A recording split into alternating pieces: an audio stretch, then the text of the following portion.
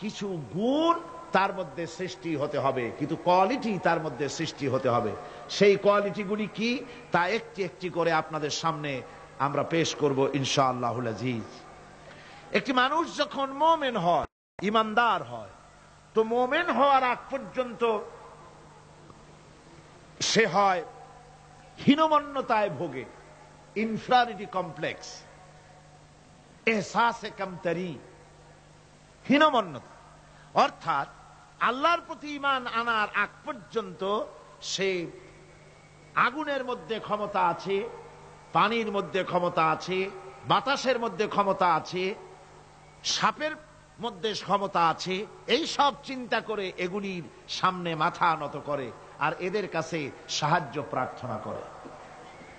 যখন সে ব্যক্তি ঈমান আনার পরে তার ভেতরে আত্মসম্ভ্রম পয়দা হয়ে যায়, শখসিয়তের পয়দা হয়ে যায়, তার ভিতরে এমন একটা আত্মমর্যাদা বোধ এসে যায় যে আমি যেগুলির সামনে মাথা নত করি আর শক্তি আছে বলে মনে করি, এগুলি তো আসলে কিছুই না, সব শক্তির মূল হতেছেন তো আল্লাহ রব্বুল আলামিন। কোরআনে কারিমে রব্বুল আলামিন বলেছেন, ইন্নাল্লাযীনা তাদউনা মিন দুনিল্লাহি ইবাদুন আমসালুকুম। আল্লাহ পাক বলেন, আমাকে বাদ দিয়ে তোমরা যাদেরকে ডাকো, আমাকে বাদ দিয়ে যাদের আশ্রয় গ্রহণ করো, যাদের কাছে সাহায্য কামনা করো, ওরা তোমার মতো আমার আর একটি গোলাম। তুমি যেমন আমার গোলাম, ওরাও তেমন আমারই গোলাম। সুতরাং তুমি নিজে গোলাম হয়ে আর একটা গোলামের কাছে হাত পেতেছো, তোমার কোনো প্রয়োজন সে মিটাতে পারবে না, তোমার কোনো প্রয়োজন সে মিটাতে পারবে না। ওরা নিজের সাহায্য নিজেরা করতে পারে না। কোরআনে কারীম কি সুন্দর করে বুঝিয়েছে, হাতে তৈরি করে মূর্তি বানায়া তার সামনে তোমরা সাহায্য চাও, ওরা তোমার সাহায্য করবে কি? ওরা তো নিজের সাহায্য নিজেকে করতে পারে না। এই যে আমাদের দেশে কত মূর্তি তৈরি হয়, এক একটা 8টা 10টা করে হাত থাকে, এগুলির সামনে নানান রকমের নজর পেশ করা হয়। এগুলি যদি কুকুরে এসে খাওয়া আরম্ভ করে, আপনারা বলেন 10টা হাতের একটা হাত দিয়েও কি তাড়াই দিতে পারবে? পারবে না। এমনকি ওদের নাকের ডগায় মাছি বসে যদি মুখের মধ্যে পায়খানা করে, তাও এতগুলি হাতের একটা আঙ্গুল দিয়া মাছিটাকে উড়াই দিতে পারবে না। এরা, আল্লাহ রাব্বুল আলামিন বলেন যে ওরা মাছির মতো একটি ক্ষুদ্র প্রাণী বানাতেও সক্ষম নয়, অথচ এদের কাছে সাহায্য কামনা করা হয়। একবার রাসূল পাক সাল্লাল্লাহু আলাইহি ওয়াসাল্লামের কাছে একজন মুশরিক এসেছেন, তার কাছে একটা ভাঙ্গা মূর্তি। হুজুর জিজ্ঞেস করলেন, তোমার মূর্তিটা ভাঙা কেন? লোকটি বলল যে এটি হচ্ছে আমার খোদা, একে আমি সব সময় সাথে রাখি, না জানি কোন সময় কোন বিপদে পড়ি, এই জন্য সাথে রাখি বিপদ থেকে বাঁচার জন্য। পথিমধ্যে আমার প্রকৃতির ডাক এলো, পেশাব পায়খানায় যাওয়ার প্রয়োজন হলো, তো মনে করলাম এমন জায়গায় এই খোদা নিয়ে যাওয়া উচিত না, খোদাকে রাস্তার উপরে রেখে তারপরে গেলাম কাম সারতে। কাম সেরে এসে দেখি যে এইটার মাথা থেকে শুরু করে পা পর্যন্ত ভিজা। মনে করলাম খোদার শরীর ভিজা, না জানি নিশ্চয়ই কোনো পবিত্র বরকতপূর্ণ পানি হবে। তো এই বরকতপূর্ণ পানি আমি নিজে একটু টেস্ট করলাম, জিহ্বা দিয়া চাটলাম, খাইলাম, দেখলাম যে কেমন কেমন গন্ধ আসে, আর কি একটা টক টক জাতীয় বিশ্রী রকমের। তো মনে করলাম পবিত্র পানি এরকমের গন্ধ হবে কেন? এদিক ওদিক তাকালাম, তাকিয়ে দেখি দূরে একটা কুকুর দাঁড়ানো, তার নিচের থেকে পানি টপকাচ্ছে। তখন ভাবলাম যে আসলে কোন বরকতের পানি এটা। আমি তখন রাগ করে এইটা ঠ্যাং ধরে আছাড় মারলাম যে তুই কি খোদা না তুই একটা হুদা? তুই তো নিজেরই ঠেকাতে পারিস না বিপদ থেকে, তো আমারে ঠেকাবি কি করে? হাদিস শরীফ এসছে, রাসূল পাক সাল্লাল্লাহু আলাইহি ওয়াসাল্লাম তখন হেসে দিয়েছিলেন। সে হাসিতে হুজুরের দন্ত মোবারক বিকশিত হয়েছিল, শরীর মোবারক কেঁপে উঠেছিল। হুজুর জিজ্ঞেস করলেন, আমার কাছে কি বক্তব্য এসেছো? লোকটি বলছে, হুজুর আমার কাছে আজকে এইসব জিনিসের ব্যর্থতা অসারতা ধরা পড়েছে, আমি তাওহীদের আশ্রয় নিতে এসেছি। আল্লাহর নবী বললেন, পড়ো লা ইলাহা ইল্লাল্লাহু মুহাম্মাদুর রাসূলুল্লাহ। মুমিন ব্যক্তি আত্মমর্যাদার সৃষ্টি হয় তার কলিজার মধ্যে, আত্মসম্ভ্রম, আত্মসম্মান। সে কারো কাছে মাথা নত করবে না, তার কারণ সে জানে আমি যার গোলাম তিনি হচ্ছেন সকল ক্ষমতার উৎস। সকল ক্ষমতার উৎস কে? চিল্লায় বলতে হবে, সকল ক্ষমতার উৎস কে? কয়েকটি কথা আমাদের দেশে চালু আছে যে কথাগুলি শুনলে খুবই খারাপ লাগে। একটা হচ্ছে সকল ক্ষমতার উৎস জনগণ, এটি মারাত্মক শিরকপূর্ণ কথা। আরেকটি কথা, যখন রেডিও টিভিতে বলা হয় যে কুতুবদিয়া, হাতিয়া সন্দ্বীপ, কক্সবাজার উপকূলীয় এলাকায় থেকে 280 মাইল স্পিডে বাতাস প্রবাহিত হবে, 30 ফিট উঁচু হয়ে জলোচ্ছ্বাস হবে, গ্রেট ডেঞ্জার সিগন্যাল নাম্বার 10 দেখাবার জন্য বলা হলো। সাথে সাথে তারপরেই রেডিও টিভি থেকে, সরকারি যন্ত্র থেকে সরকারের লোকেরা বলতে থাকেন এই বিরাট তুফান, জলোচ্ছ্বাস এবং ঘূর্ণিঝড়ের মোকাবেলা করার জন্য সেনাবাহিনী প্রস্তুত করে রাখা হয়েছে। কি বেকুফি! 30 ফুট জলোচ্ছ্বাস হবে, সেনাবাহিনী করবে কি? বন্দুক নিয়ে দাঁড়ায় থাকবে? মোকাবেলা করবা? প্রচন্ড বাতাসের মোকাবেলা করবা তুমি সলিমুদ্দিন? হ্যাঁ, বরং বলা যেতে পারে ঘূর্ণিঝড় এবং জলোচ্ছ্বাসের পরে যে দুর্যোগ সৃষ্টি হবে তড়িৎ গতিতে, আমরা সেই দুর্যোগকে, মানুষকে ঠেকাবার জন্য আমরা প্রাণ চেষ্টা চালাবো। আমাদের সব মেশিনারি সেজন্য প্রস্তুত আছে, এটা বলা যেতে পারে। কিন্তু ঝড়ের মোকাবেলা করব, মারাত্মক কথা, মারাত্মক কথা।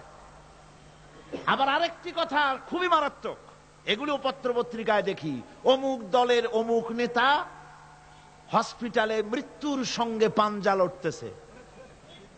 আজীব তামাশা! মৃত্যু কি তোমার মাইকেল টাইসন? মৃত্যু কি তোমার মোহাম্মদ আলী ক্লে যে পাঞ্জা লড়বা? মৃত্যুর সাথে পাঞ্জা লড়তে পারে এমন ক্ষমতা পৃথিবীর কারো আছে? সুতরাং এগুলো জাহালাতের কথা, মূর্খতার কথা। মৃত্যু যন্ত্রণায় ভুগছে এটা বলা যায়, মৃত্যু যন্ত্রণায় কষ্ট পাচ্ছে বলা যায়, মৃত্যুর সাথে পাঞ্জা লড়ছে। সলিমুদ্দিন সাহস তো কম না। আমার ভাইয়েরা, সুতরাং সমস্ত ক্ষমতার উৎস কেবলমাত্র আল্লাহ সুবহানাহু ওয়া তাআলা।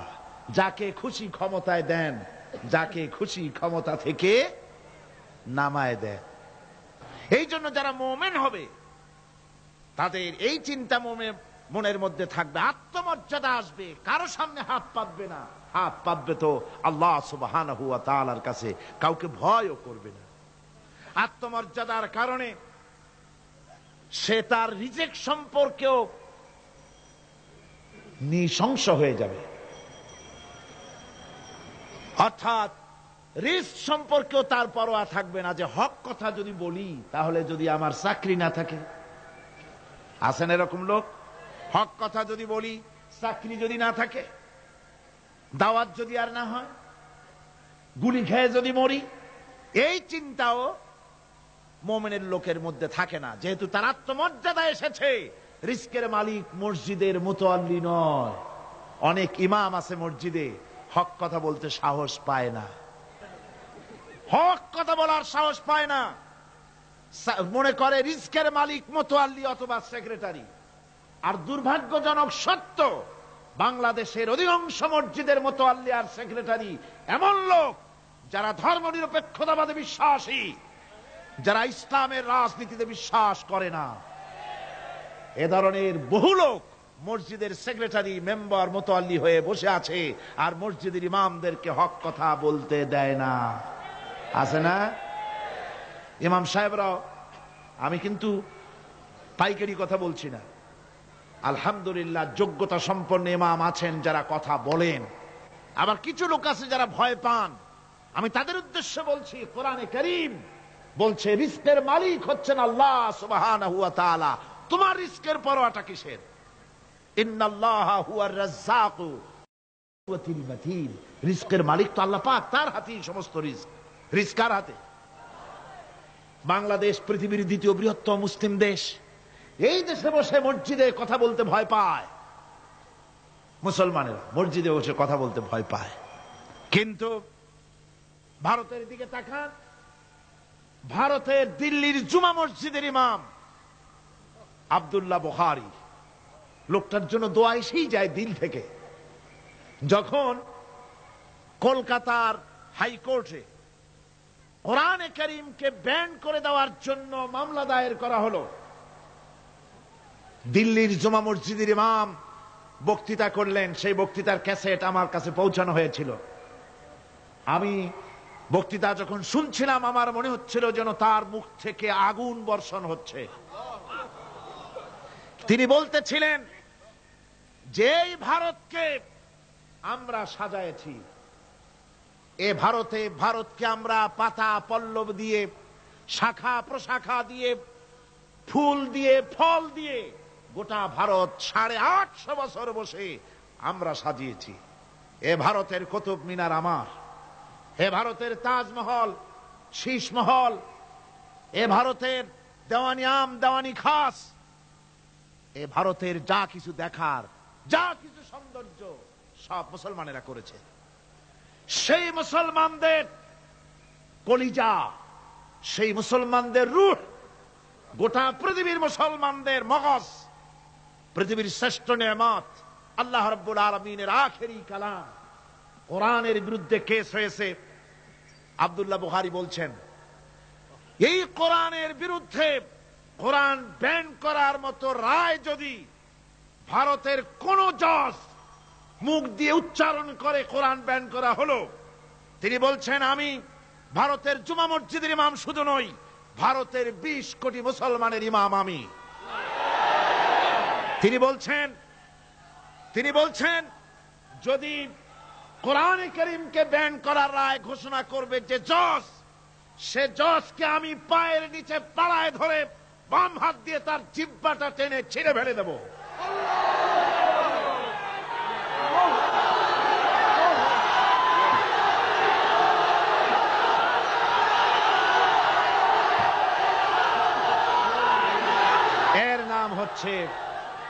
এর নাম ঈমান। জোরে বলেন, এর নাম কি? এর নাম ঈমান। ঈমান আনার পর প্রথম যে কোয়ালিটিটা হবে, সেই কোয়ালিটি হচ্ছে পার্সোনালিটি, আত্মসম্ভ্রম, আত্মমর্যাদা। দুনিয়ায় কারো সামনে মাথা সে নত করবে না, মাথা নত করবে কেবলমাত্র আল্লাহর কাছে। সে বিশ্বাস করবে খাইরিহি ওয়া শাররিহি মিনাল্লাহি তাআলা, ভালো মন্দ সব কার কাছ থেকে হয়? আল্লাহর কাছ থেকে হয়। সে কিছুতেই বিশ্বাস করবে না যে কোনো মাজারের কাছে গেলে, কবরের কাছে গেলে আমার তকদির পাল্টে যাবে, কোন মোমেন তা বিশ্বাস করবে না। কথা বুঝতে পেরেছেন? ভালো করার মন্দ করার সবটা মালিক আল্লাহ সুবহানাহু ওয়া তাআলা। এরপরে 2 নম্বরের যে কোয়ালিটি সৃষ্টি হবে মুমিনের মধ্যে ঈমান আনার পর, সে গুণটা হচ্ছে সে বিনয়ী হবে। বিনয়, বিনম্রতা তার এক বৈশিষ্ট্য হবে। বিনয় এবং বিনম্রতার বৈশিষ্ট্য হবে। তার কারণ হচ্ছে ঈমান আনার পরে সে জানতে পেরেছে আল্লাহ রাব্বুল আলামিনের কর্তৃত্ব থেকে বেরিয়ে আসার ক্ষমতা কারো নাই। অহংকার করে যাব কোথায়? আস্ফালন করে যাব কোথায়? আল্লাহর রাজত্বের বাইরে, আল্লাহর ক্ষমতার বাইরে যাওয়ার ক্ষমতা তো কারোই নাই। সুতরাং অহংকার তার মধ্যে জায়গা পাবে না। আল্লাহ পাক দুনিয়ার সমস্ত মানুষের জিনকে পরিষ্কার করে বলেছেন, ইয়া মাশারাল জিন্নি ওয়াল ইনস ইন ইসতাতা'তুম আন তানফুযু মিন আকতারিস সামাওয়াতি ওয়াল আরদ فانفذوا لا تنفذون إلا بسلطان। হে পৃথিবীর মানুষেরা আর জেনেরা, যদি সম্ভব হয় আমার আকাশের নিচের থেকে, জমিনের উপর থেকে বেরিয়ে যা।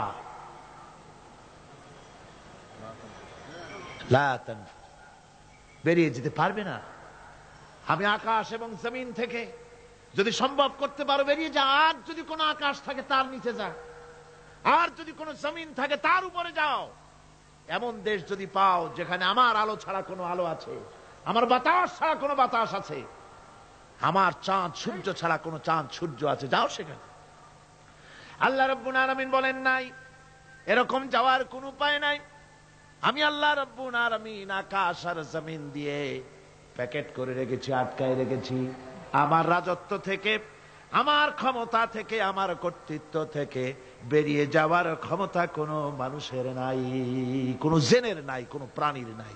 সুবহানাল্লাহ ওয়া বিহামদিহি। মানুষ হচ্ছে অহংকার কিসের হবে? তোমরা হচ্ছ ফকির। আল্লাহ পাক বলছেন ওয়াল্লাহুল গনিয়্যু ওয়া আনতুমুল ফুকারা। আল্লাহ হচ্ছেন গনি। আল্লাহ কি? গনি, বেনিয়াজ, বেপরোয়া। ফাআলুল লিমা ইউরিদ, যা খুশি তাই করে, কারো মুখাপেক্ষী তিনি নন। কোরআনে কারীমে রব্বুল আলামিন বলেছেন নবী আপনি আমার ব্যাপারে, আমার গুণাবলীর ব্যাপারে বলুন। কুল হুয়াল্লাহু আহাদ, পড়েন সবাই। কুল হুয়াল্লাহু আহাদ আল্লাহুস সামাদ লাম ইয়ালিদ ওয়া লাম ইউলাদ ওয়া লাম ইয়াকুল লাহু কুফুয়ান আহাদ। আল্লাহ পাক বলেন বান্দারে, ও আমার নবী আপনি বলুন আল্লাহ পাক এক এবং একক, তিনি নিরঙ্কুশ, তিনি বেনিয়াস, তিনি কারো মুখাপেক্ষী নন, তিনি কাউকে জন্ম দেন নাই, তাকেও কেউ জন্ম দেয়নি। আকাশ এবং জমিনে আল্লাহর সমকক্ষ কেউ নাই। তোমরা হচ্ছ ফকির আর আমি আল্লাহ হচ্ছি বেনিয়াস। লিল্লাহি মা ফিস সামাওয়াতি ওয়া মা ফিল আরদ, আকাশে যা আছে জমিনে যা আছে সব আল্লাহর। সব কার? আল্লাহ পাকের। সুতরাং কিসের অহংকার, কিসের মাতবাড়ি? মানুষ পেছনের কথা ভুলে যায়, মোটেই চিন্তা করে না। একটু আগে যারা ক্ষমতায় ছিল আজকে তারা ক্ষমতা হারা, আজকে যারা ক্ষমতায় এলো তারা আবার ক্ষমতা মসনদে বসে দুনিয়ার সব বিপদ আপদ ভুলে যায়। আল্লাহ রাব্বুল আলামিন বলেন যারা নাকি মুমিন বান্দাদের বিনয় এবং বিনম্রতা তাদের মধ্যে সৃষ্টি হয়ে যাবে, তার কারণ হলো আল্লাহ পাক বলেছেন ওয়ালা তামশি ফিল আরদি মারহান ইন্নাকা লান তাখরিকাল আরদা ওয়া লান তাবলুগাল জিবালা তুলা। ওয়ালা তামশি ফিল আরদি মারহান, আমার জমিনের উপরে অহংকার করে পা ফেলো না। তুমি কি পারবে অহংকার করে আমার জমিনটাকে ফাটাই দিতে? কি বলেন, পারা যাবে? অহংকার করে জমিনের উপরে লাথি মারেন জোরে, জমিন ফাটবে? ফাটবে না, আপনার পা ছিঁড়ে যাবে। আপনি কি পারবেন অহংকার করে পাহাড়ের উচ্চতা লাফ দিয়ে ছাড়াই যেতে পারবেন?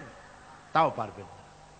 সুতরাং আল্লাহ পাকের উপরে ঈমান আনলে পরে তাদের মাথা এভাবে নত হয়ে যায়, অহংকার তাদের মধ্যে জায়গা পায় না। অহংকার কিসের অহংকার তোমার? মানুষ তার জন্মের কথা, কোরআনে কারীম বলে মানুষ কি তার জন্মের কথা স্মরণ করে না? তোমার তো এমন অবস্থা ছিল দুনিয়ায় উল্লেখযোগ্য বিষয়বস্তু হিসাবে তুমি পরিগণিত ছিলে না।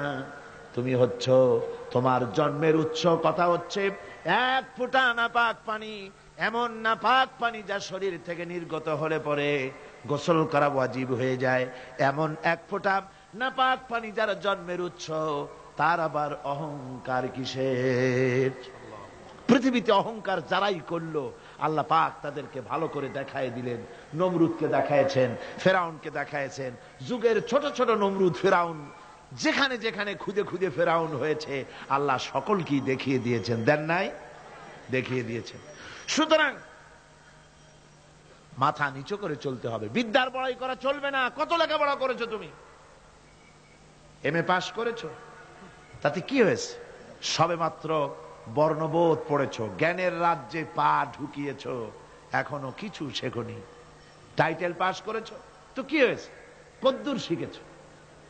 নিউটনের মতো মানুষ মৃত্যুর সময় বললেন, জ্ঞান সমুদ্রের বেলাভূমিতে দাঁড়িয়ে সামান্য বালু কণা নিয়ে নাড়াচাড়া করলাম, অথই সমুদ্রের কিছুই দেখতে পারলাম না।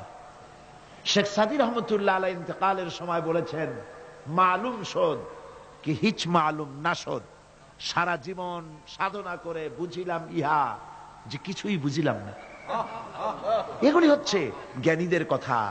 আর কোন রকম ইউনিভার্সিটির বারান্দা দিয়ে 3-4 দিন হাঁটছে, কয় যে সব বুঝি। কি বুঝছো? কয় দেয়ার ইজ নো গড, স্রষ্টা বলতে কেউ নেই। পাগল কি আর গাছে ধরে মিয়া? সুতরাং বিদ্যার বড়াই চলবে না, স্বাস্থ্যের বড়াই চলবে না, অর্থের বড়াই চলবে না। অর্থের বড়াই করবে, কত অর্থ তোমার হয়েছে, আল্লাহ যদি ইচ্ছে করেন ব্রেনের মধ্যে, মগজের মধ্যে এমন টিউমার করে দিবেন, মগজের মধ্যে এমন ক্যান্সার করে দেবেন, হার্টের ভিতরে এমন ক্যান্সার লাগায় দিবেন, 14 গোষ্ঠী বিক্রি করলে ঔষধের পয়সা হবে না। পারবে কিনা আল্লাহ কন? জোরে বলবেন পারবেন কিনা? এমন বহুত অসুখ আছে ডাক্তাররা বোঝেই না ঔষধ দেবে কি, কি রোগ ডাক্তাররাই বোঝে না। এগুলি ইংল্যান্ড এবং আমেরিকায় যখন যাই, সেখানে বহুত লোক দোয়া নিতে আসে, কয় যে হুজুর দোয়া করেন, দীর্ঘদিন পর্যন্ত রোগে ভুগতেছি। কি রোগ? অমুক রোগ। তাই এখানে এত মডার্ন মেডিকেল সায়েন্স এত উন্নত হয়েছে, ডাক্তাররা কি কয়? কয় ডাক্তাররা ব্লাড, স্টুল, ইউরিন, গোষ্ঠী সুদ্ধা টেস্ট ফেস্ট করিয়া কয় যে বুঝি না কি হয়েছে। এগুলো আল্লাহ পারেন কিনা কয়? সুতরাং পয়সার বড়াই করো না, পয়সার বড়াই করো না। কারণ পয়সার বড়াই করেছিল, আল্লাহ পাক দুনিয়া থেকে ধ্বংস করে দিয়েছেন। ইলমের বড়াই শয়তান করেছিল, আল্লাহ তার উপরে লানত দিয়ে দিয়েছে। সুতরাং মুমিন বান্দা যারা আল্লাহর দ্বীনকে কবুল করবে, কালেমা পড়বে, তার অন্যতম একটি কোয়ালিটি হচ্ছে সে বিনয়ী, বিনম্র হবে। সুবহানাল্লাহ পড়েন। অহংকার তার মধ্যে জায়গা পাবে না। হাদিসে কুদসির ভিতরে এসেছে, আল্লাহ পাক বলেন, অহংকার হচ্ছে আমার ইজার, আমার চাদর স্বরূপ। যে ব্যক্তি অহংকার করে, সেজন্য আমি আল্লাহর চাদর নিয়ে টানাটানি করে। নাউযুবিল্লাহি মিন যালিক। মুমিন ব্যক্তি কলেমা পড়ার পর, ঈমান আনার পরে যে কোয়ালিটি হওয়া উচিত, আল্লাহর পরে ঈমান আনলে পরে যে কোয়ালিটি হওয়া দরকার, সেটা হচ্ছে তার মধ্যে বীরত্ব এবং নির্ভীকতা আসবে। সে ব্যক্তি নির্ভীক হবে, মৃত্যুর ভয় পাবে না, মৃত্যুর ভয় পাবে না।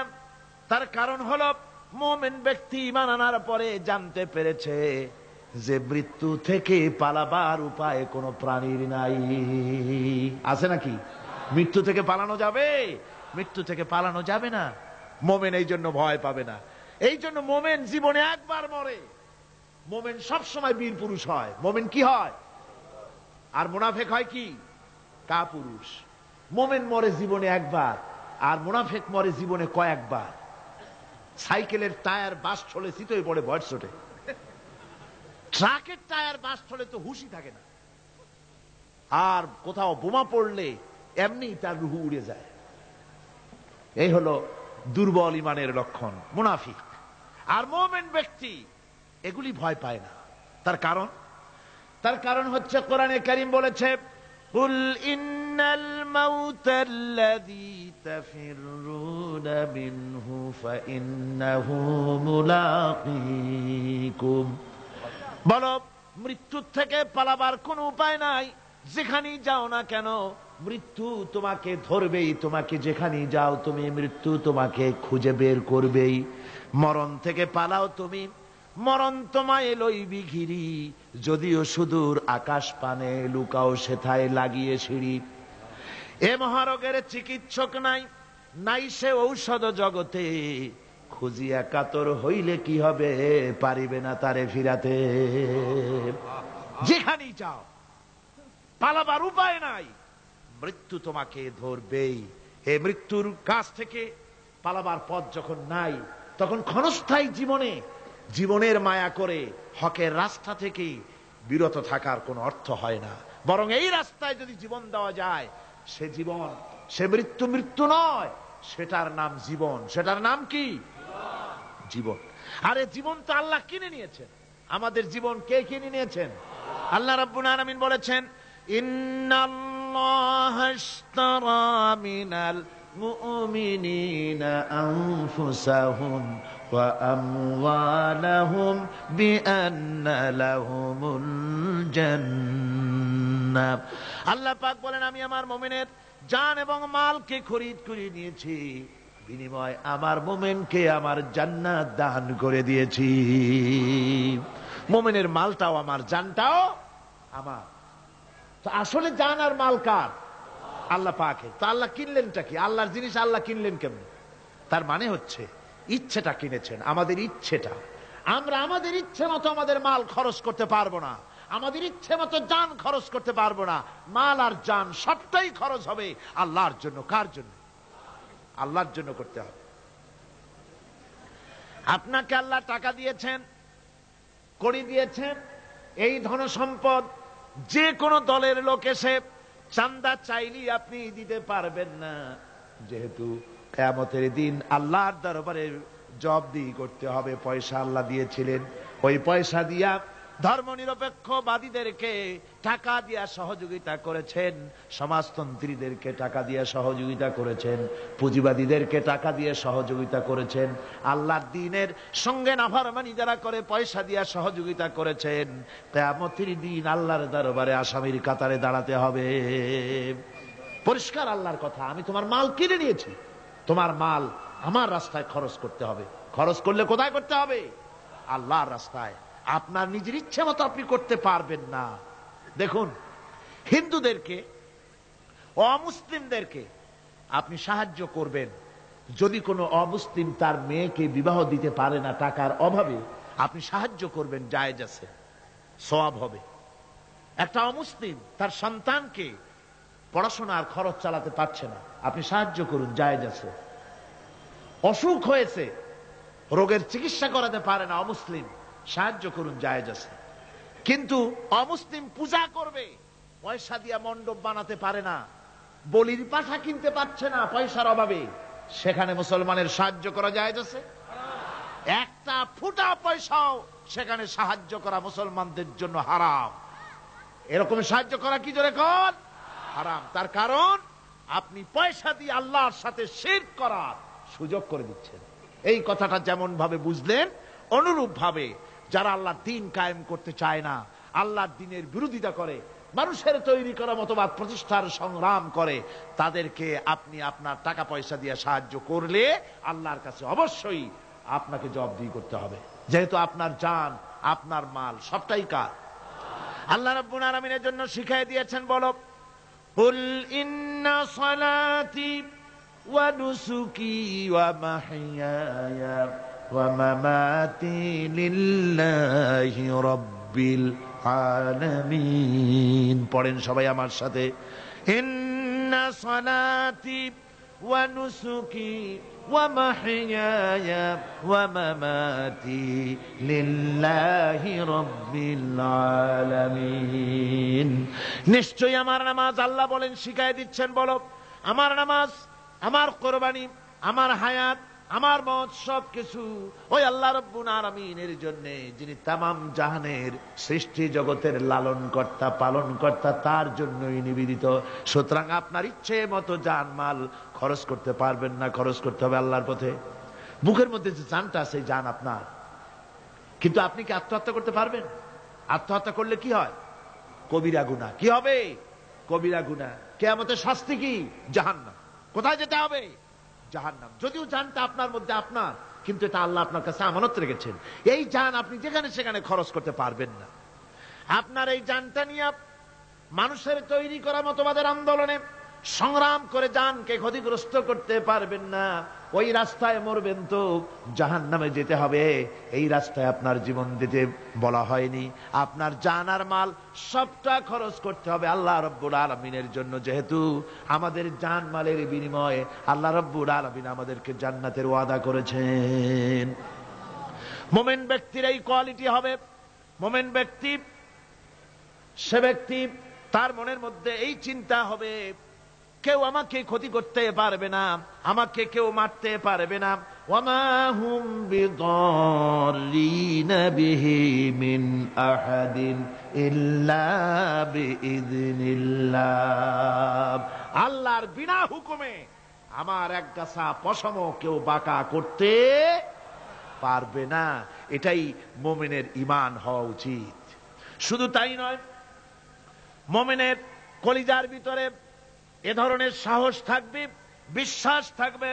وما كان لنفس أن تموت إلا بإذن الله كتابا مؤجلا।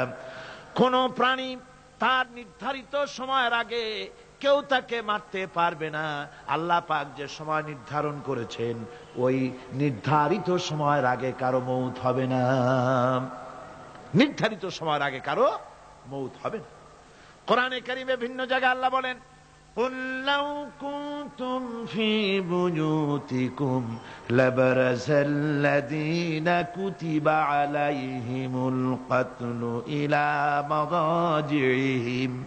আল্লাহ পাক বলেন, নবী বলুন, ভাগ্যে যদি নিহত হওয়া থাকে, ভাগ্যে যদি নিহত হওয়া থাকে, সে যদি তার নিজের বিছানায়ও থাকে, ওই বিছানা থেকে তাকে বেরিয়ে যেতে হবে, মৃত্যুর জায়গায় তাকে পৌঁছে যেতে হবে।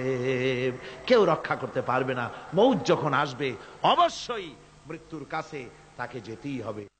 মুমিন কখনো হতাশ হবে না, নিরাশায় তার মন ভেঙে যাবে না। হতাশা মুমিনের কলিজাকে কখনো ছোট করে দিবে না, আন্দোলন থেকে তাকে বিরত রাখবে না। মাইয়াকনাতু মির রাহমাতি রাব্বিহি ইল্লা দাল্লুন। কেবলমাত্র পথভ্রষ্ট লোকেরাই, কেবলমাত্র গোমরাহ লোকেরাই তারাই নিরাশ হয়, হতাশ হয়। ঈমানদার লোক কখনো হতাশ হয় না। তার ঈমানে, তার আশায় বুক বেঁধে সাহসের সঞ্চার করে দেয়। কারণ সে তো জানে আল্লাযী খালাকানি ফাহুয়া ইয়াহদিন। আল্লাহ আমাকে সৃষ্টি করেছেন, আমার হেদায়েত তিনি দিয়েছেন, পথ তিনি দেখিয়েছেন। ওয়াল্লাযী হুয়া ইউতঈমুনি ওয়া ইয়াসকিন। আমি যখন ক্ষুধার্ত হই ওই আল্লাহই আমাকে খাওয়ান, আমি যখন তৃষ্ণার্ত হই তখন আল্লাহই আমাকে পান করান। ওয়া ইযা মারিদতু ফাহুয়া ইয়াশফিন। আর যখন আমি অসুস্থ হই ওই আল্লাহ আমাকে রোগ মুক্ত করেন। সুবহানাল্লাহ। দেখেন হযরত আইয়ুব আলাইহিস সালাম, সব কোরআনের মধ্যে আছে, আল্লাহ পাক সব বলে দিয়েছেন। আমাদের মধ্যে অনেকের রোগ হলে কয় যে এত নামাজ রোজা করি আর রোগে আমারই পাইলো। বলে না এরকম? নামাজ রোজা করি, দান সদকা করি, হজ করি, আর আমারই রোগটাই পাইলো, এই রোগ ছাড়েই না। আশ্চর্য কথা, রোগ দিয়ে আল্লাহ মানুষের ঈমান পরীক্ষা করেন। ধৈর্য ধরতে হবে।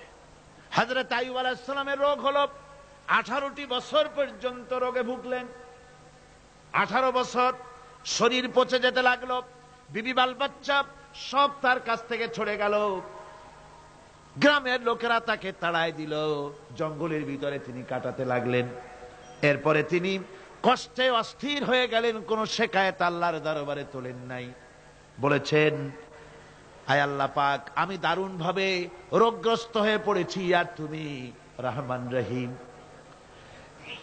হযরতে আইয়ুব আলাইহিস সালাম 18টি বছর রোগ ভোগ করার পর যখন তিনি লক্ষ্য করলেন শুধু শরীরের ভিতরেই পোকা না, এবার পোকা জিহ্বার মধ্যে শুরু হয়ে গেছে, জিহ্বায় পোকা ধরেছে, গায়ের গোশতে পোকা, পুষ পোকা, পচে পচে শরীর পড়তেছে, জিহ্বার মধ্যেও পোকা হয়ে গেছে। হযরত আইয়ুব আলাইহিস সালাম এবার আল্লাহর দরবারে হাত তুলে বলেন, রব্বুল আলামিন, এতদিন কোনো কথা বলি নাই, 18টি বছর পর্যন্ত হাসি মুখে আমি সহ্য করে চলছি, তুমি রোগ দিয়েছো বলার আমার কিছুই নাই, কিন্তু এবার অবশ্যই শিকায়েত করব। যেহেতু আমার জিহ্বায় পোকা ধরেছে, মাবুদ আমার জিহ্বায় পোকা দিও না। আমার জিহ্বায় যদি পোকা হয়ে যায় তাহলে তোমার মতো আল্লাহর জিকির আমি কি দিয়া করব? আয় আল্লাহ, জিহ্বাটা সুস্থ রাখো যাতে করে তোমার জিকির করতে পারি। সুবহানাল্লাহ।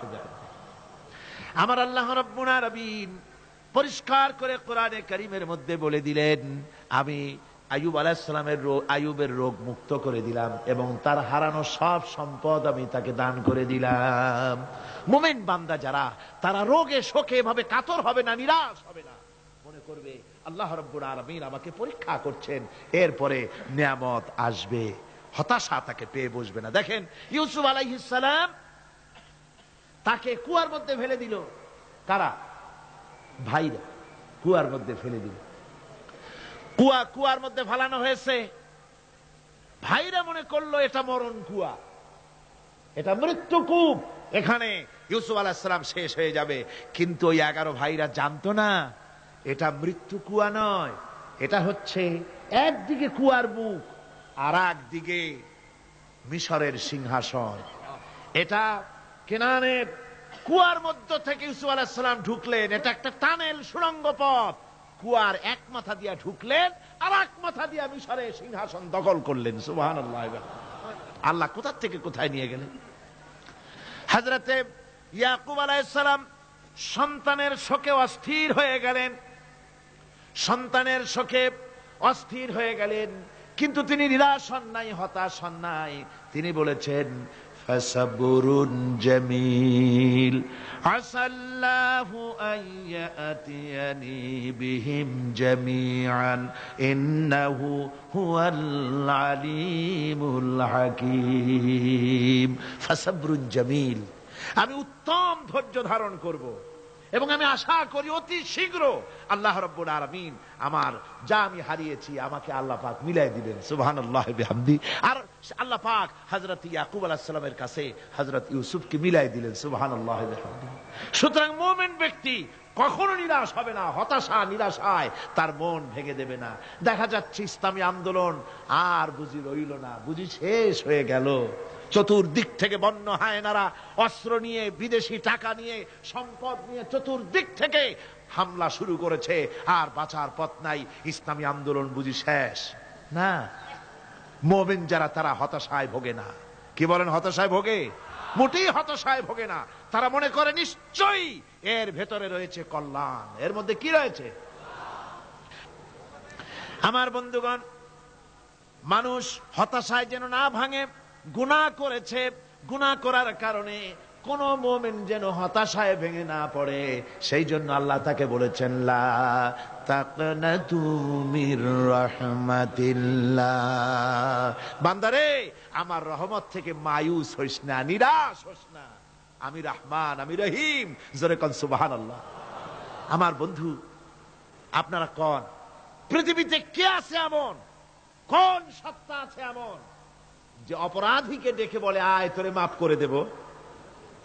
আছে কেউ এমন? বাপও বলে না। বাপও ছেলে যদি অপরাধ করে ডেকে বলে না আয় মাফ করে দিই। অবশ্য মন চায় ছেলে মাফ চাক, তাহলে মাফ করে দিব। মাফ না চাও পর্যন্ত বাপেও ডাকে না, মাও ডাকে না যে অপরাধ করেছিস আয় মাফ করে দিই। জোরে বলেন, কেউ বলে? আকাশ ও জমিনে একমাত্র মেহেরবান সত্তা আমার রব্বুল আলামিন। মানুষ যখন গুনাহ করে, রব্বুল আলামিন বলে বান্দারে গুনাহ করেছিস, আমার সামনে আয়, গুনাহ মাফ চা, চোখের পানি ফেলা। যত বড় গুনাহ তোর হোক না কেন, আমি রব্বুল আলামিন তোর গুনাহ খাতাকে মাফ করে দেব। কিভাবে মাফ করব? মানুষ যদি কোনো অন্যায় করে, অপরাধ করে, চুরি করে, ডাকাতি করে, পুলিশ তাকে অ্যারেস্ট করে, থানায় তার নাম লেখা হয়ে যায়, কয়েক বছর জেল খাটার পরে মুক্ত হলো, কিন্তু থানার ব্ল্যাক লিস্টে, দাগি খাতায় যে নাম থাকলো ওই নাম কাটা যায় না। আবার অপরাধ করলো, আবার জেল হলো, আবার মুক্ত হলো, থানায় আরেকবার নাম লেখা হলো। যতবার অপরাধ করবে ততবার থানায় নাম লেখা যাবে, জেল খাটবে, জরিমানা দেবে, কিন্তু কালো খাতা থেকে তার নাম মোছা হবে না। আল্লাহ রাব্বুল আলামিনের অফিসের কাণ্ড ভিন্ন। কোন মানুষ যদি অপরাধ করে, গুনাহ করে যদি রব্বুল আলামিনের দরবারে বিনীতভাবে মাপ চায়, আল্লাহ রাব্বুল আলামিন বলেন শুধু গুনাহ মাফ করি না, গুনার খাতা থেকেও নামটা আমি আল্লাহ তোমার মুছে ফেলে দেই। গুনাহ আমার কাছে মাপ চাও, আমাকে ডাকো, আমি তোমার কাছে আছি। وَإِذَا سَأَلَكَ عِبَادِي عَنِّي فَإِنِّي قَرِيبٌ। আল্লাহ পাক বলেন বান্দা যখন আমাকে ডাকে আমি বান্দার একদম নিকটে, তার ঘাড়ের চাইতেও নিকটে। ওয়ানাহানু আকরাবু ইলাইহি মিন হাবলিল ওয়ারিদ। আমি আমার বান্দার সারা যে রগের উপরে তার মাথা, এর থেকেও আমি আমার বান্দার বেশি নিকটে। সুবহানাল্লাহ পড়ে। আমি তোমার কাছে, আমার কাছে মাপ চাও, যত বড় গুনাহ হোক। ওয়াকালা রাব্বুকুম উদউনি আস্তাজিব লাকুম। তোমার প্রভু তোমাকে ডেকে বলেছে আমাকে ডাকো, আমি মাফ করে দেব। সুবহানাল্লাহি ওয়া বিহামদিহি। কত বড় কথা, আমাকে ডাকো, নিরাশ হয়েও না, হতাশ হয়েও না। আল্লাহর গজব বেশি না রহমত বেশি? আল্লাহর রহমত বেশি।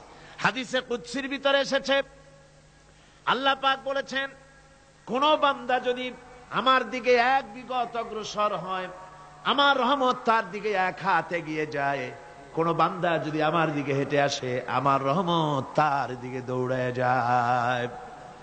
বান্দা যখন আল্লাহর দরবারে দুহাত উঁচু করে চোখের পানি ফেলে দেয়, মুসলিম শরীফের হাদিসের ভিতরে এসেছে, গভীর রাত্রে, রাতের তৃতীয় অংশে আল্লাহ রাব্বুল আলামিন প্রথম আকাশে আসেন আর ডেকে বলেন, পৃথিবীতে আছো নাকি কেউ গুনাহ করে জীবন বরবাদ করে দিয়েছো, আমার কাছে মাপ চাও। ঋণগ্রস্ত আছো, অসুস্থ আছো, অপমানিত আছো, কে আছো মাজলুম, আমাকে ডাকো, আমার কাছে বলো, আমি ডাকের সাড়া দেব, জীবনের আশা পূরণ করে দেব। ওই সময় যেই সমস্ত লোকেরা কান্দে তাহাজ্জুদের নামাজ পড়ে, আল্লাহ জিজ্ঞেস করেন ফেরেশতারা, অমুক অমুক দেশে অমুক অমুক বান্দারা কান্দে কেন? ফেরেশতারা বলে, রব্বুল আলামিন তুমি তো ভালো করে জানো। আল্লাহ বলেন, জানি, তবুও তোমাদের মুখে শুনতে চাই।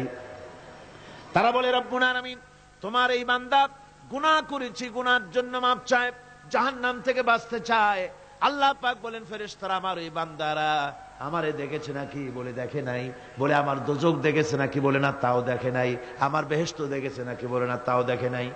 আল্লাহ পাক বলেন, ফেরেশতারা সাক্ষী থাকো, ওরা আমাকে দেখে নাই, আমার বেহেশত দোজখ কিছুই দেখে নাই, শুধুমাত্র আমার নবীর কথা, আমার কোরআনের কথা বিশ্বাস করে আরামের ঘুমকে হারাম করে যেভাবে তারা কাঁদতেছে, সাক্ষী থেকে যাও ফেরেশতারা, আমার রহমতের দরিয়ায় জোশ মেরেছে, আমার ওই ক্রন্দনরত বান্দাগুলিকে আমি আল্লাহ মাফ করে দিলাম।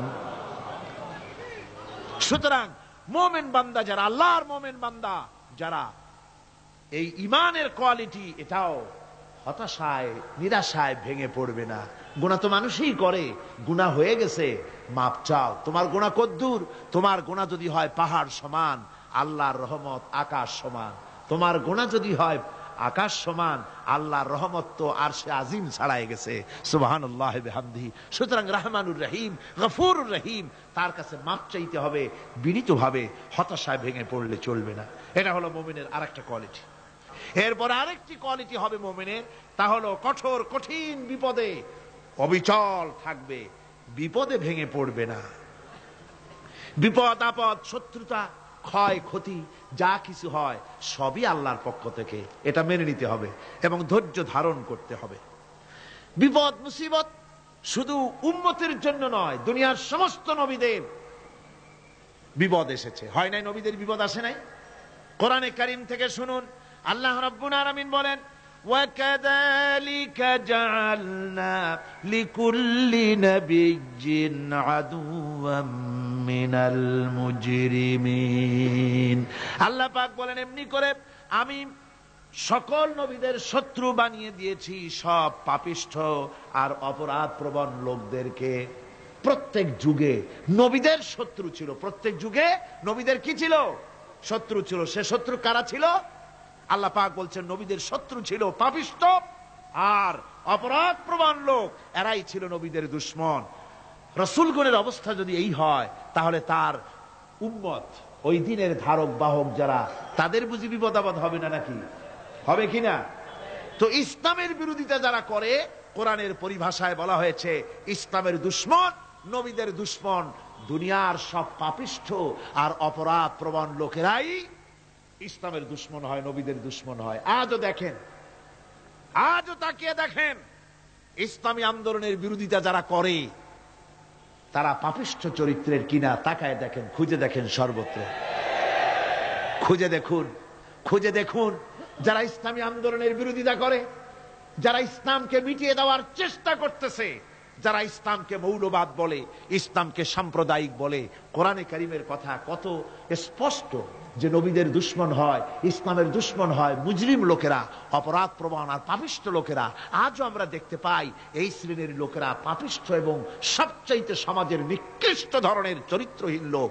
নামাজ নাই। আপনি খুঁজে দেখেন ইসলামী আন্দোলনের বিরোধিতা যারা করছে, যারা নেতৃত্ব দিচ্ছে, নামাজ নাই, রোজা নাই, চরিত্র নাই, হজ নাই, যাকাত নাই, মদ, জুয়া, জেনা, ব্যভিচার ইত্যাদিতে লিপ্ত। চেহারা দেখলে ছেলেপেলেরা 2 গ্লাস পানি খায় ভরসটে। কথা ঠিক কিনা কর? এই হলো অবস্থা। মারে কেন? মুমিনদেরকে, পয়গম্বরদেরকে, সাহাবীদেরকে এবং ঈমানদারদেরকে মারে কেন? তার কারণ হচ্ছে আল্লাহ রাব্বুল আলামিন বলেছেন, ওয়া মা নাকামু মিনহুম ইল্লা আইয়ুমিনু বিল্লাহিল আজিজিল হামিদ। কাফিররা ঈমানদার লোকদেরকে অন্য কোন অপরাধী নির্যাতন চালায় না, নির্যাতন চালায় শুধু এই কারণে যেহেতু মুমিন লোকেরা পরাক্রমশালী, আল্লাহ রাব্বুল আলামিনের দিনকে কায়েম করতে চায়, তার উপরে ঈমান এনেছে, এই কারণেই তারা মারে। ঠিক কিনা কর? যুগে যুগে নবীদের উপরে, সাহাবীদের উপরে যে অত্যাচার হয়েছে, সে অত্যাচার এই কারণেই হয়েছে, অন্য কোনো কারণে নয়।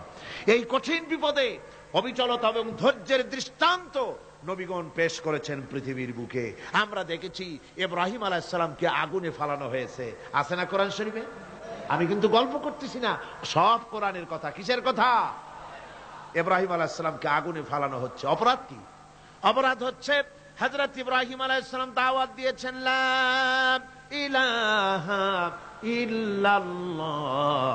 জোরে পড়েন, লা ইলাহা ইল্লাল্লাহ, লা ইলাহা। একটু জোরে করেন, লা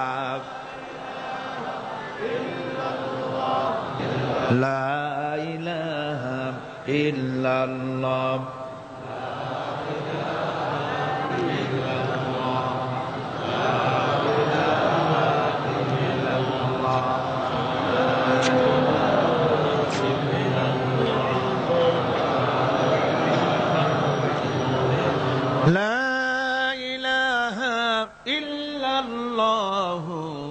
মুহাম্মাদুর রাসূলুল্লাহ।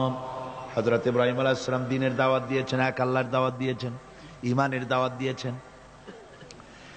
আর কোন অপরাধ ছিল না। নমরুদ সহ্য করতে পারল না।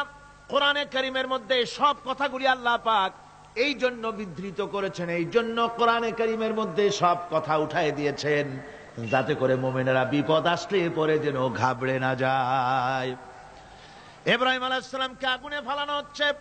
ফেরেশতা বলছে, ইব্রাহিম তোমারে আগুনে ফালায় দেওয়া হতেছে, আমার কাছে সাহায্য চাও, আমার কাছে ক্ষমতা আছে, আগুনগুলো উঠাইয়া নমরুদের বংশ জ্বালাইয়া দেব। হযরত ইব্রাহিম ফেরেশতার কাছে সাহায্য চাইছিলেন নাকি? তিনি বললেন, ফেরেশতা তোমার কাছে সাহায্য কেন চাইব? আমি তো এমন কোন অন্ধ আল্লাহর ইবাদত করি না যেই অন্ধ স্রষ্টা তার গোলামের দুঃখ দুর্দশা না দেখেন। আমি তোমার কাছে সাহায্য চাইব না। হযরত ইব্রাহিম আলাইহিস সালাম পাশ করলেন। কি বলেন, পাশ করছেন না? ঈমানের পরীক্ষায় পাশ। আগুনের মধ্যে হযরত ইব্রাহিমকে যখন ফেলানো হচ্ছে, রব্বুল আলামিন আগুনের প্রতি নোটিশ করে দিলেন, ইয়া নারু কুনি বারদাও ওয়া সালামান আলা ইব্রাহিম। আগুন আমার ইব্রাহিমের জন্য শান্তিদায়ক, ঠান্ডা হয়ে যা। এখন কি আর আগুনের বাপের ক্ষমতা আছে ইব্রাহিমরে পোড়ানো? আর ক্ষমতা নাই। আমার বন্ধুগণ, ইব্রাহিম আগুনের ভিতরে আরামে বসে আছেন, আর ওদিকে নমরুদ বসে বসে দেখতেছে দূর থেকে। ইব্রাহিম তো জ্বলে না, গায়ের মধ্যে আগুন জ্বলে গেল। ডাক দিয়া কয়, আগুন তোর হলো কি? কেন জ্বালাইতে পারিস না আমার দুশমন রে? হলোটা কি তোর? তোর কি জ্বালানো শক্তি বন্ধ হয়ে গেল নাকি? আগুনের ভিতর থেকে জবাব এলো, নমরুদ রে, আমার ভিতরে জ্বালানো শক্তি আছে কি নাই যদি প্রমাণ করতে চাও, টেস্ট করতে চাও, তুই নিজে আয়, তোরে শুদ্ধ তামাম দুনিয়া জ্বালাই দিতে পারি, ইব্রাহিমের এক গাছা পশমও জ্বালাই দিতে পারি না। তার কারণ হচ্ছে হচ্ছে আমি হচ্ছি মাখলুক, আল্লাহ হচ্ছেন খালিক। আল্লাহ আমাকে বলেছেন না জ্বালাতে, তুমি 1000 বার বললেও আমি ইব্রাহিমকে জ্বালাইতে পারবো না। কোরআনে কারিমে ঘটনা বলে মোমেনদেরকে সাহস দেওয়া হচ্ছে, মোমেনেরা দ্বীনের কাজ করতে গিয়ে বিপদ আবাজ আসবে, ইমানের দাবি হলো বিপদ আসবে, আর বিপদ আসলে ঘাবড়ায় যেও না, মুসিবতে পড়ে চিন্তায় পেরেশানে হয়রান হয়ে যেও না। বিশ্বকবি আল্লামা ইকবাল কি সুন্দর করে বলেছেন, আজ ভি হোক জু বিরাহিম কা হিমা पैदा आग कर सकती है एक अंदाज गुलिस्तां पैदा। ইব্রাহিমের ঈমান যদি আজিও কোথাও হয় বিদ্যমান, করতে পারেন অগ্নিকুণ্ডে খুবসুরত এক গুলিস্তান। আজও যদি আগুনের ভিতরে কোন নমরুদ কোন ইব্রাহিমকে যদি ফেলে দেয়, আল্লাহ রাব্বুল আলামিন আজও আগুনকে ফুলের বাগান বানায়া দিবেন। সুবহানাল্লাহ। আল্লাহ পাকের উপর ঈমান আনলে পরে কলিজার ভিতরে দুর্জয় সাহসের সৃষ্টি হয়ে যায়, কোন ভয় অন্তঃকরণে তার থাকে না। আল্লাহ পাক সাহায্য করেন।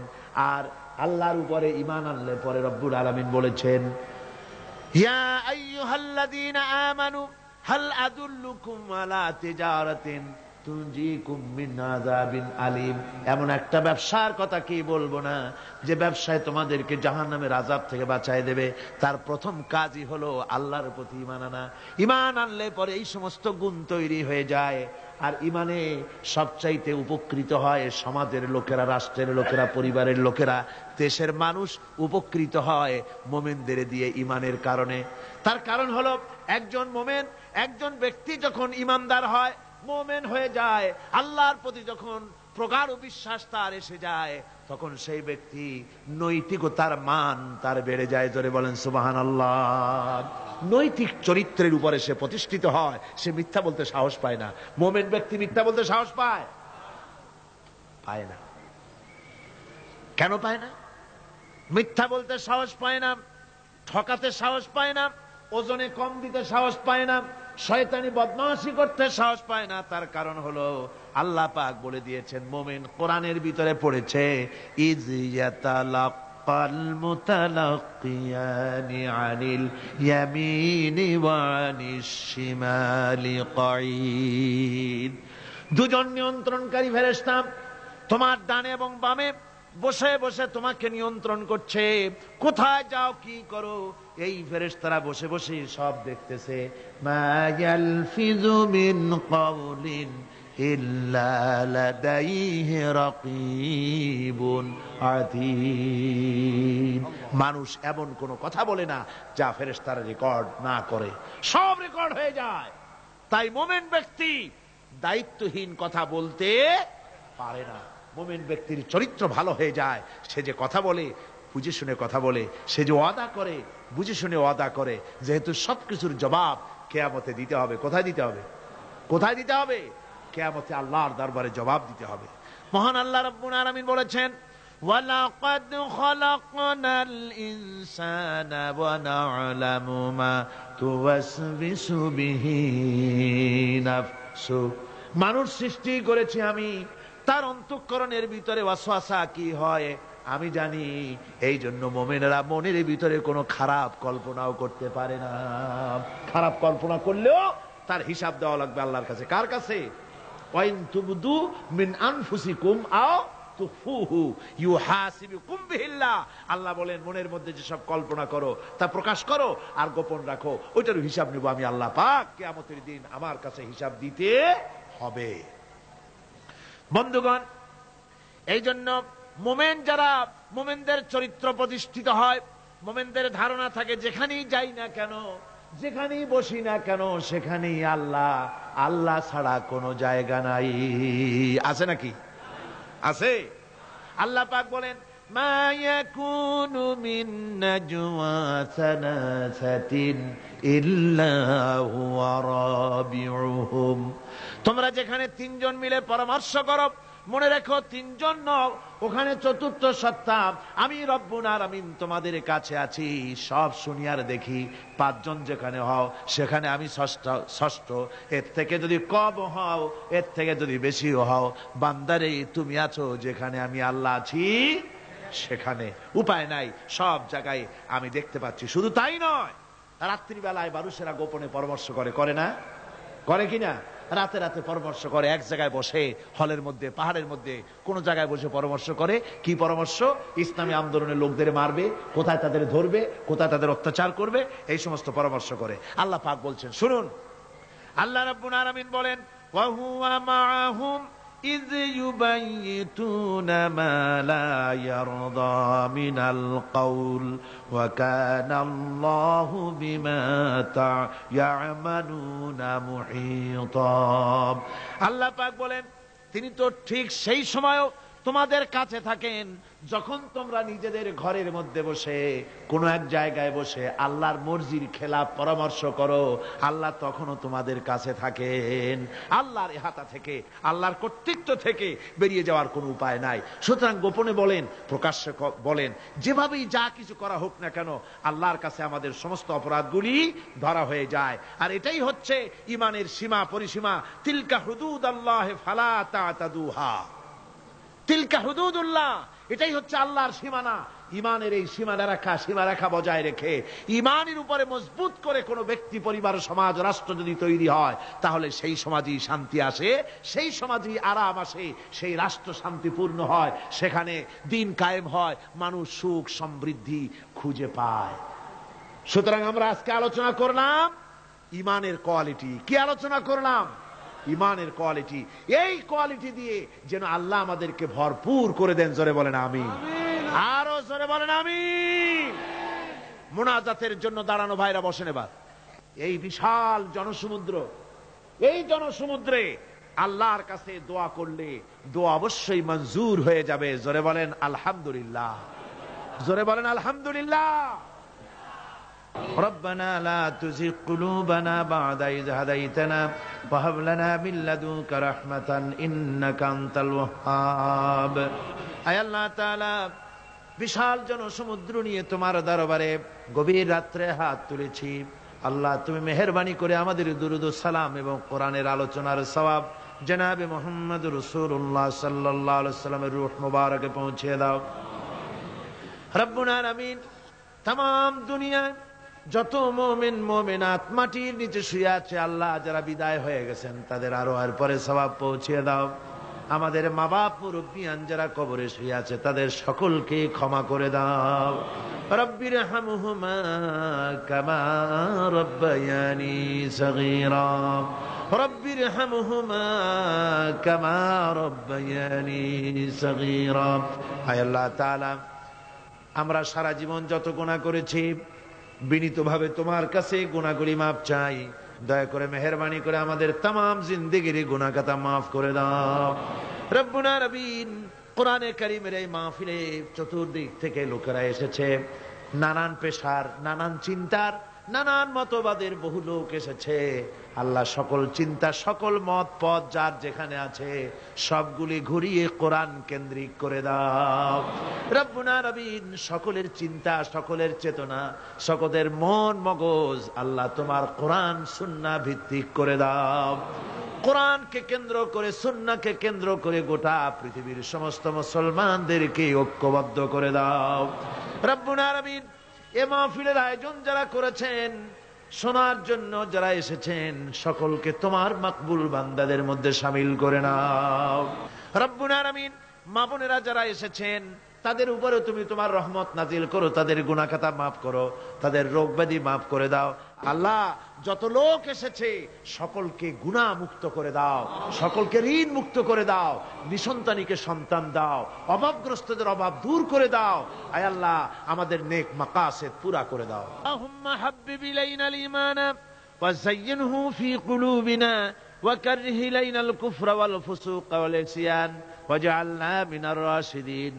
ربنا تقبل منا إنك أنت السميع العليم وتب علينا إنك أنت التواب الرحيم সুবহান রাব্বিকা রাব্বিল ইজ্জাতি আম্মা ইয়াসিফুন ওয়া সালামুন আলাল মুরসালিন আলহামদুলিল্লাহি রাব্বিল আলামিন ওয়াজআল আখিরা কালিমাতিনা ইনদাল মাউত লা ইলাহা ইল্লাল্লাহু মুহাম্মাদুর রাসূলুল্লাহ।